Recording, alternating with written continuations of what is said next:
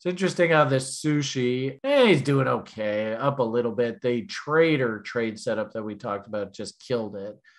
I'm in the Joe six pack trade, so I'm just treading water. Interesting how Link just can't seem to get going here, but you can see an inverted head and shoulders trying to form here. So we can break out through this 7.5 area. I think Link will join the party, but for the time being, kind of stuck in the mud. And he also has that 3-bar fractal fail working here. That did fire this morning. So I'm not overly impressed. And I can't really come in on the buy side. Of course, here is yield Bitcoin. Huge move up.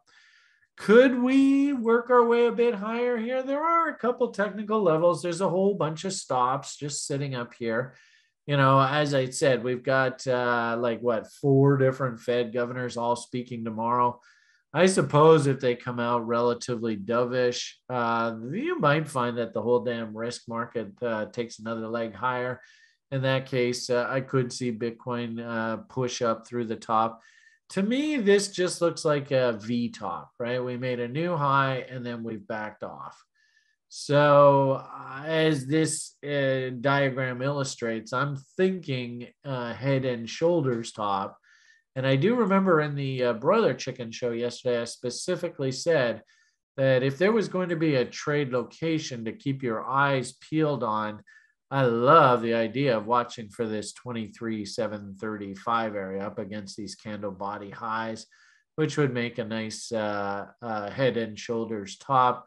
Your right shoulder. So on this event, when we get up into this area, wherever the hell this is, and it happens, probably ahead of next Wednesday, maybe even through the weekend, let's keep an eye out for any kind of potential short trade setups through that window, because I think that is a killer trade location. Then, what's cool about this is you're not going to be taking a hell of a lot of risk, but what usually will happen is if this is a bull, it'll just go ripping straight through that level, and it won't even give you the opportunity to get short. It'll just go, I'm a bull, look at me, pow, it's way higher. I don't know whether I don't think working an order at that level is a good idea. I think you probably just want to wait and watch how the market acts through here. If we start getting divergences off lower time frames, start getting M's and stuff, that might be one hell of a trade location to keep an eye on.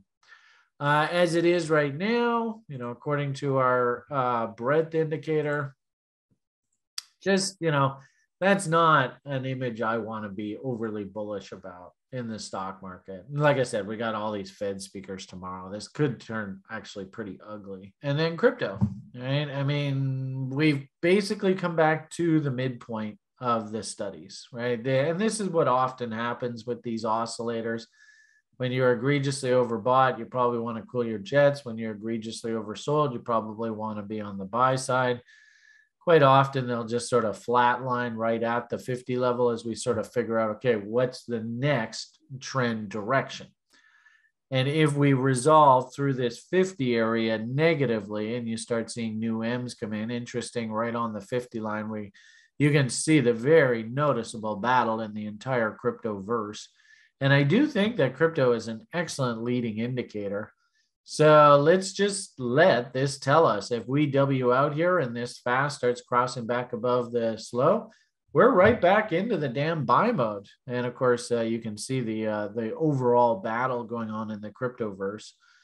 But as it stands right now, I'm still on the sidelines, still waiting.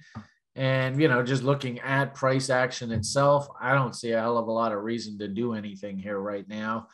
And sort of the knee jerk, sort of hold a gun to my head. Which way do you think price has to go?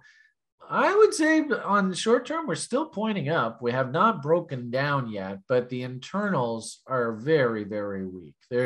This is not the kind of environment where you're like, all right, the bulls are rocking and rolling. The bulls are not rocking and rolling. If anything, the bears are asking themselves, do we want to take over here?